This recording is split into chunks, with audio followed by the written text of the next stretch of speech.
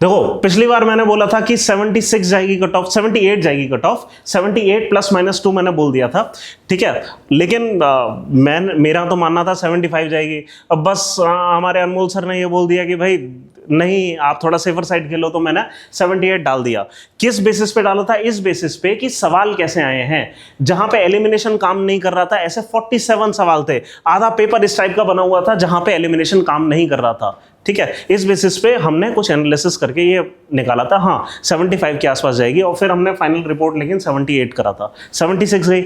अब इस बार की कट ऑफ मैं बता देता हूँ। इस बार मेरा मानना है कि 100 जाएगी। अब फिर से हमारे अनमोल सर फाउंडर कह रहे हैं कि भाई नहीं, थोड़ा सेफर साइड खेलो। मैं कह रहा हूँ 95 +-5 जाएगी, ठीक है। जो कट ऑफ है, क्यों ऐसी जाएगी, इतनी हाई क्यों जाएगी, आप इस चीज को समझ लीजिए। क्यों?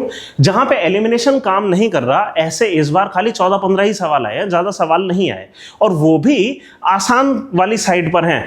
पिछली बार मतलब ऐसे सवाल थे जहां पे एलिमिनेशन काम नहीं कर रहा था, और सोने पे सुहागा ये कि उसमें कई सारे ऑप्शंस की हवा ही नहीं लग रही थी। इस बार ऐसा नहीं है, काफी ज्यादा जो पेपर है वो एनसीईआरटी पे बेस होकर आया है। मतलब आपकी अगर एनसीईआरटी स्ट्रांग है तो आप एलिमिनेशन वाले भी कर सकते हैं, और बाकी जो सवाल है, जो स्टेटमेंट वाले सवाल होते हैं, स्टेटमेंट वाले सवाल मतलब असर्शन रीजनिंग वाले जो सवाल होते हैं, वो भी रिलेटिवली सिंपल आए हैं, तो पेपर आसान है। और तीसरी चीज, यहाँ पे पिछली बार हमने फैक्टर क्या माना था कि सीसेट क्योंकि डिफिकल्ट है तो इसका इंपैक्ट पड़ेगा कि नीचे जाएगी कट ऑफ, ठीक है। ये वाला फैक्टर इस बार चला ही गया है। क्यों चला गया है इस बार ये वाला फैक्टर? क्योंकि पिछली बार लोग 45-50 ही ऑन एन एवरेज सवाल कर पा रहे थे, उससे ज्यादा पेपर लेंदी था, ज्यादा दिमाग लगाना पड़ रहा था। इस बार 55 से 60 सवाल ऑन एन एवरेज हर कोई कर पा रहा है। अगर इतने कर पा रहे हैं तो कहने का मतलब है सीसेट प्रॉब्लम नहीं जाने वाली, मतलब और ज्यादा लोग होंगे जो कि क्वालिफाई कर रहे होंगे। आपको अगर ये सारी चीजें, और पिछली बार नंबर ऑफ सीट्स बढ़ी थी और नंबर ऑफ सीट पे इस बार ज्यादा इंपैक्ट नहीं है, मतलब पिछली बार 1100 थी, इस बार 1000 है, इसका बहुत ज्यादा अंतर नहीं आएगा कट ऑफ के ऊपर। तो तीनों फैक्टर्स को अगर देख लिया जाए तो कट ऑफ जो है वो वापस नॉर्मल वाली साइड में जाने जैसी टेंडेंसी हो गई है, जो 2019 में आती थी, 18 में, 20 में, तो 90 से ऊपर डेफिनेटली।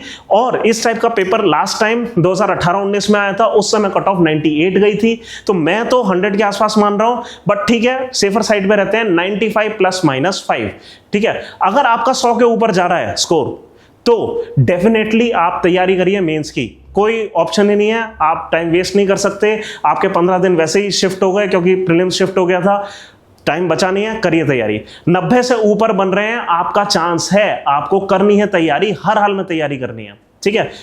अगर अभी तैयारी नहीं करी, वही आपका टाइम वेस्ट हो जाएगा। इन 15 दिन वैसे भी आप और कुछ तो करने नहीं वाली है, मेंस के ही तैयारी स्टार्ट कर दीजिए। अगर आपको चेक करना है ये कट ऑफ, ये चीज यहां पे एक छोटा सा नुआंस है, क्या आप अपनी जो कट ऑफ है वो किस बेसिस पे कैलकुलेट करेंगे? आप इस आंसर की के बेसिस पे कैलकुलेट करेंगे। ये क्यूआर कोड है हमारा, यहां हमने आंसर की अपलोड कर दी है एकदम एक्सप्लेनेशन के साथ, सबसे एक्यूरेट। इतने टाइम में, मतलब 2-3 घंटे में जैसी एक्सप्लेनेशन बन सकती थी बेस्ट, हमने वो कर दिया यहाँ पे। इस आंसर की के हिसाब से आपके जो आंसर, जो नंबर बन रहे हैं, अगर वो इस रेंज में बन रहे हैं 90 से ऊपर, 95 +-5, तो आप मान लीजिए कि आपका क्लियर होने वाला है, ठीक है। +-5 एक बहुत बड़ी रेंज होती है वैसे, ठीक है। 90 से ऊपर आप जनरली तैयारी स्टार्ट कर दें प्रीलिम्स की, इस मेंस की, इसके हिसाब से, हमारी कट ऑफ के हिसाब से, ठीक है। तो इस बार कट ऑफ बोल्ड प्रेडिक्शन है, आपको लग रहा होगा बोल्ड प्रेडिक्शन है, मेरे को नहीं लग रहा है ये बोल्ड प्रेडिक्शन है, एकदम लॉजिक के बेसिस पे हम बता रहे हैं क्या, 95 +-5, ये है कट ऑफ इस बार की।